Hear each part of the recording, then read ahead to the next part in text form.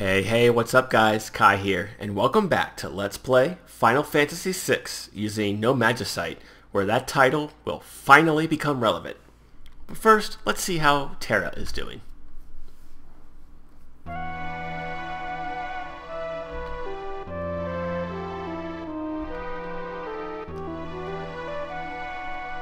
Ramuh? Hey, I know that name. Nice beard you got there, man. Actually, the rendition of Ramuh in Final Fantasy XIV A Realm Reborn is pretty epic. If you haven't seen it yet, Google it and check out that beard. It is ridiculous. Totally worth it. Yeah, what's up with Terra?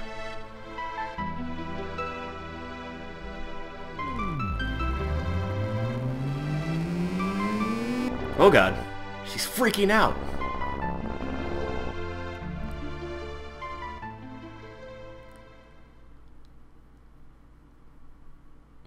The Esper Ramuh? What?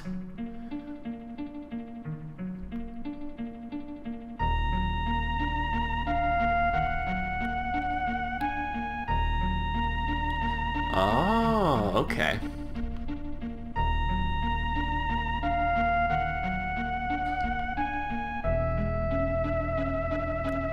Who's talking? Yeah, that is one thing you're going to notice throughout this game, viewers, is that there's a lot of generic dialogue.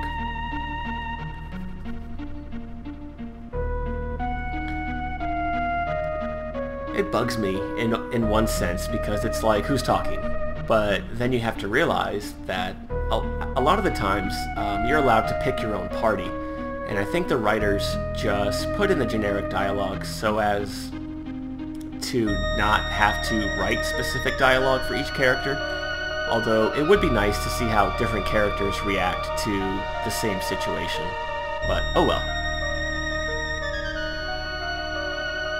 Ah, the War of the Magi. It's too bad we don't get to learn more about that. Maybe with a prequel game? Hint hint? No, not in this day and age. Not with Square Enix in the state that it's at now.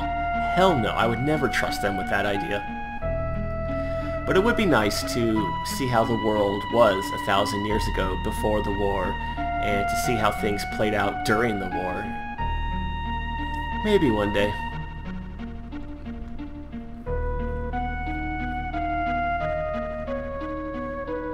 Wait a minute.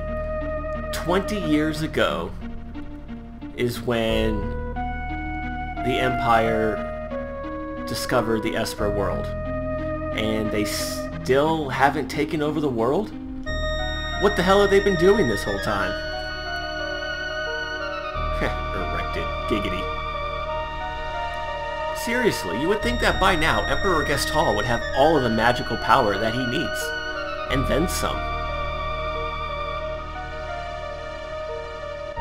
It looks like some of the Espers are still trapped in the research facility. They're being drained of their powers.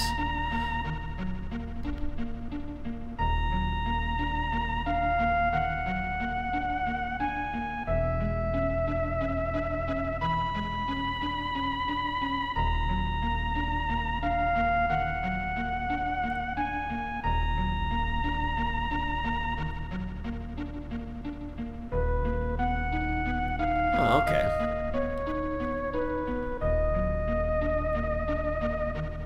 Yeah, what is Terra exactly? Poor Gaw, he has no idea what the fuck is going on right now. Interesting. So she's not an Esper.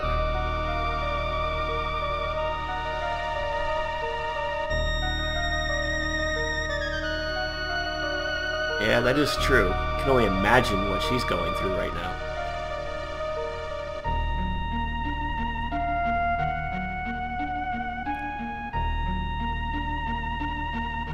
And now you're a psychologist. That's great, Ramuh. Just great. Yeah, we can't just sit on our asses like the Empire. We have to do something. Free the imprisoned Espers. Well, do the best I can, but you're asking me to walk right up into the Empire. we're not exactly popular with them. And if you bring Celes along, you get a little extra dialogue here.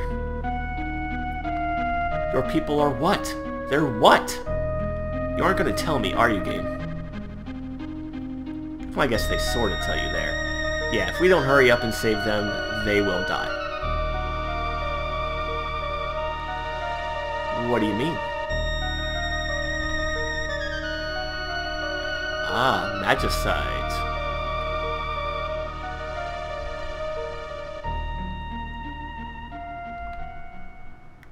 Aw, no more mysterious music. You keep using that word. I don't think it means what you think it means.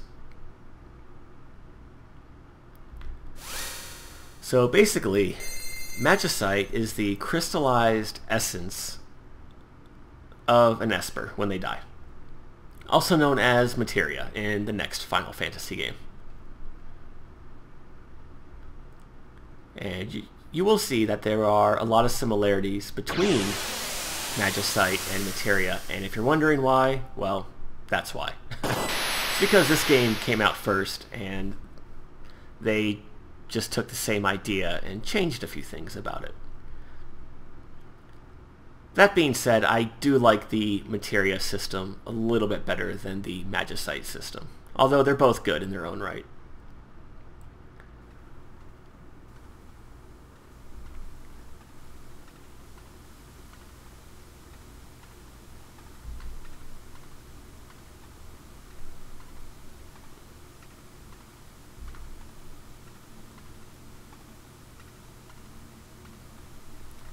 And with that being all said and done, we get our hands on our first Magicite.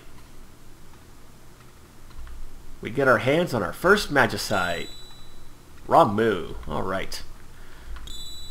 We also get Stray, also known as Kate Sith. Kieran. And finally, Siren. Bye, Terra. Yeah, just wait there. We'll be back.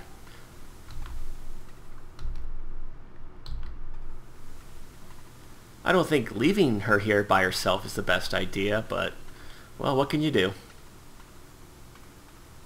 Then again, it's not like the Empire knows where she is. And this town has drunk people passed out in the street, and they seem to be okay. I like how Gaw was just jumping off the building. Oh, hi, Lenneth. What, you want ear scratches, huh? Okay, there you go, honey. She loves her ear scratched. Oh my gosh, guys. You should see her face right now.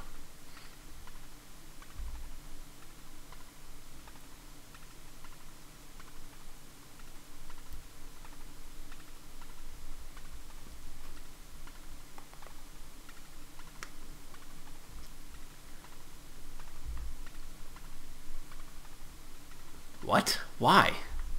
Oh yeah, the Esper is still there. I guess the Empire might decide to attack again.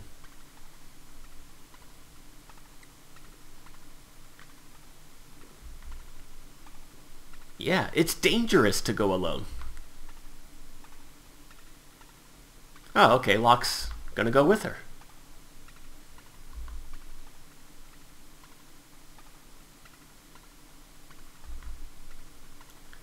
Alright, for this part of the game, you have to use Locke and Celes. And this time around, I'm going to bring Gaw, who has the blind status on him, and Edgar.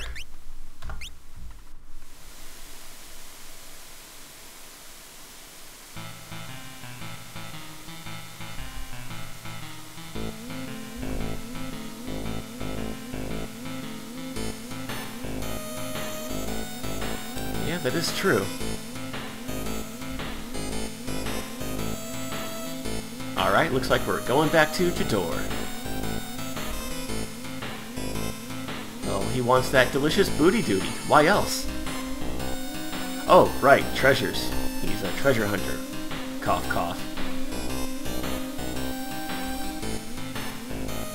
Nice wink there. Alright, so anyways, this is the moment that you've all been waiting for, viewers. Or at least the moment that I've been waiting for, because now is when the No Magicite challenge finally comes into play. and it's at this point that you can talk to the ghost there and get a tutorial on how to use Magicite. However, I will just spend the rest of this episode giving you my own tutorial. So basically how it works is you go to Skills, pick a character, and in the upper left hand corner you select Espers, which brings us to our Esper screen. Right now we only have 4. We have Ramuh, Siren, Karen, and Stray. Now equipping a character with Magicite has a variety of effects, and the first thing it allows your characters to do is summon that equipped Esper in battle for various effects, and different Espers have different effects when summoned, and you can see what they do by looking at the description at the top of the screen. For example, Ramuh is a lightning elemental attack that hits all enemies, Siren will mute all enemies, Stray will confuse all enemies, and Karen will give your whole party the regen status. The numbers to the right of the Esper's name is how much NP it costs to summon them. And one thing to keep in mind is that each character can only summon their Esper one time per battle. Generally speaking, that's a waste of a turn because Espers are a little expensive and the effects are lackluster at best. Now the other effect of having an Esper equipped is that this is the game's primary way of teaching magic to your characters. And as you can see here, each Esper has a different list of spells that they can teach your characters. And for the most part, it's different for each Esper. However, you'll notice eventually that some Espers will teach the same spells as others. However, the learning rate will be different. Usually it's better than the previous Esper. So in order to equip an Esper, just select it twice and it's equipped. If you want to unequip it, you just select an empty slot, or you can pick a different Esper and it will replace your current one. So yeah, let's keep her on Ramuh. So it's at this point in the game that as long as you have an Esper equipped and you're able to learn a spell, you will start to accrue magic points after battle. So let's show that off to you guys by defeating this guy who's wearing a diaper. Nice hockey mask there, Edgar. Yeah, that was the instant death version of Chainsaw. So as you can see here, we got 1 magic point for that battle, and Celes gained a level and she learned Scan. So basically how magic points work is for each magic point you get, the game multiplies that by the learning rate of the spell and turns that into a percentage off to the right. When that percentage hits 100, you learn the spell. Now, what I like to do when I play this game normally, and this is what I did the last time I LP'd the game, is I only teach magic to Terra, Celes, and 2 other magically inclined characters whom we haven't been introduced to yet. However, if you would like to teach magic to all of your characters, then by all means, you're more than welcome to. That's why it's called a Let's Play.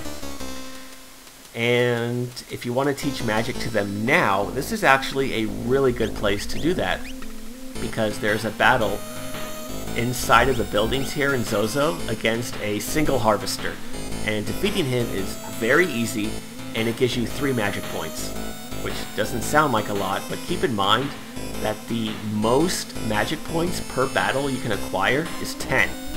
So right now, being able to get 3 per battle, pretty damn good in my opinion.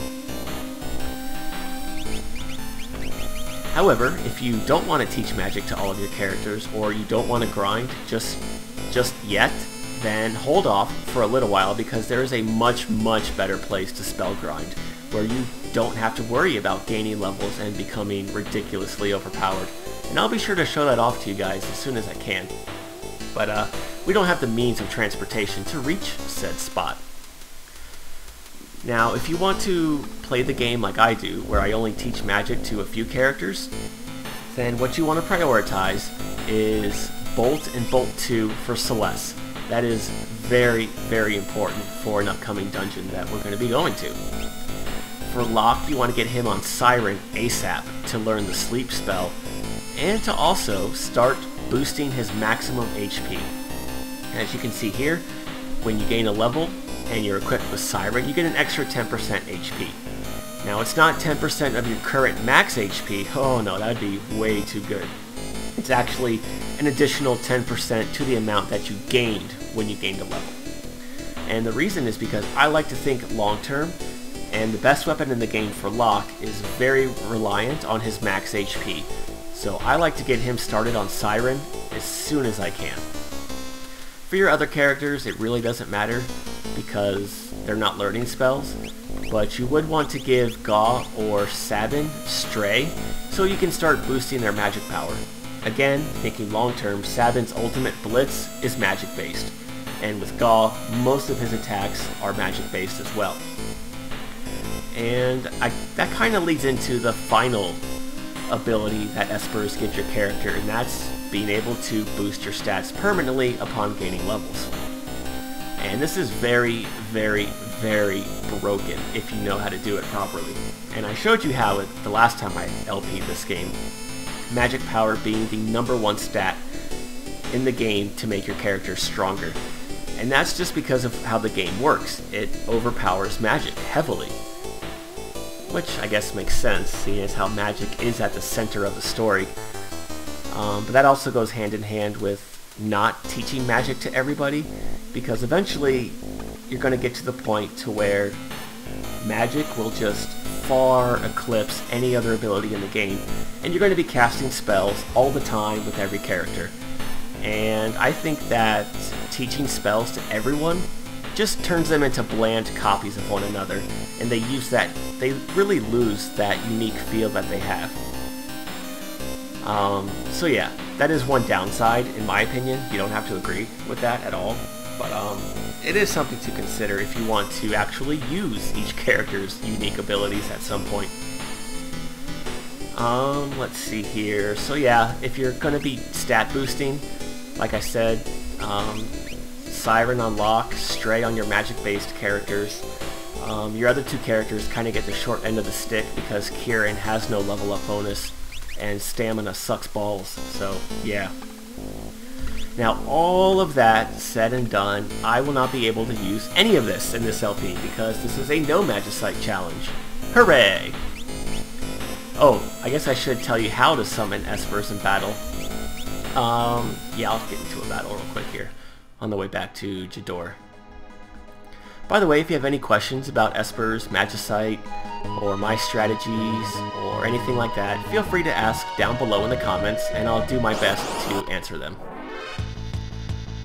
So if you want to summon an Esper in battle and you have it equipped, you just go to, well, normally every character would have the magic ability right there in their menu.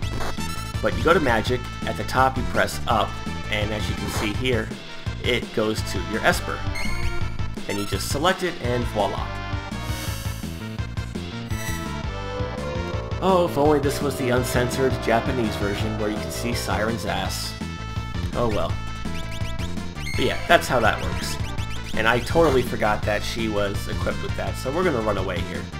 I don't want to accidentally gain a level or learn a spell.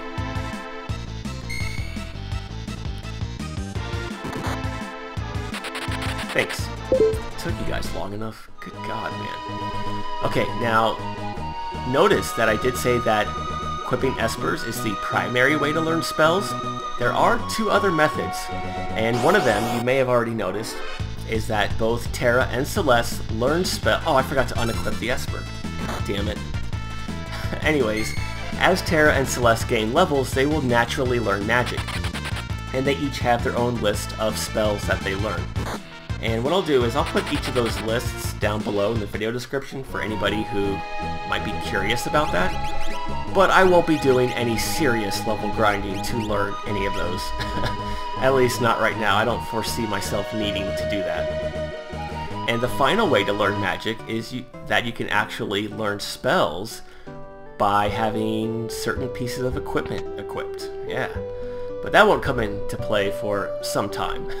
A very long time, actually. But just know that you can equip certain armor and weapons and things like that, and learn magic from them as well. Oh man, that was a lot of talking, and I just took up the entire episode. But I'm really excited because I'm going to have all of my overpowered strategies flipped upside down, because I won't be able to use them this time around. So I think it's going to be a lot of fun. And that guy's really freaking out. What's up with him?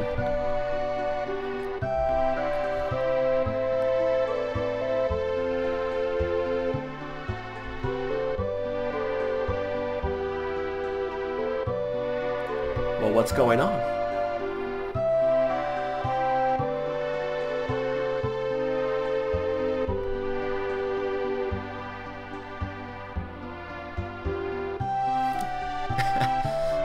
Oh, a letter. Message for you, sir. That person dropped it off. Why would you capitalize that word? Impresario. Well, let's have a look. The Wandering Gambler. Wandering, what's his name?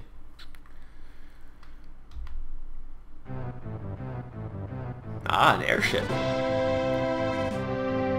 Nice trench coat, buddy.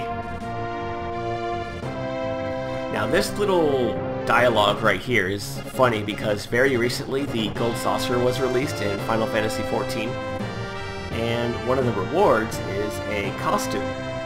And the in-game description of the costume is a copy and paste of this text right here.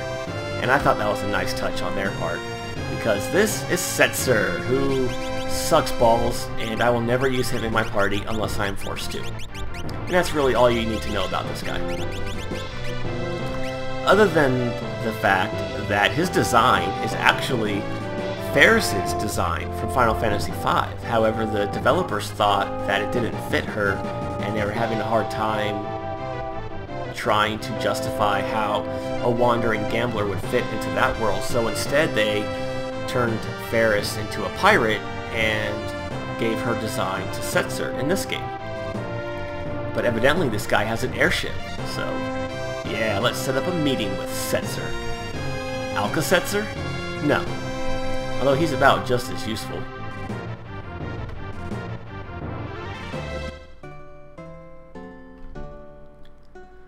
Alright, so what I want to do now is actually... Yes, we need to get 2 full moons for Locke. Not that his physical attack will be useful in the near future, but it's better than nothing, I suppose. And what I'm going to do in between episodes is buy him some armor, rest up at the end, stock up on a few things from the item shop, such as tents and phoenix downs, things like that, save my game, take care of all the shit off-screen that you don't want to see. And when we come back, we will head down to this opera house and see about meeting with Setzer. So until then, as always guys, thank you for watching, and I hope you have a good day. Take care.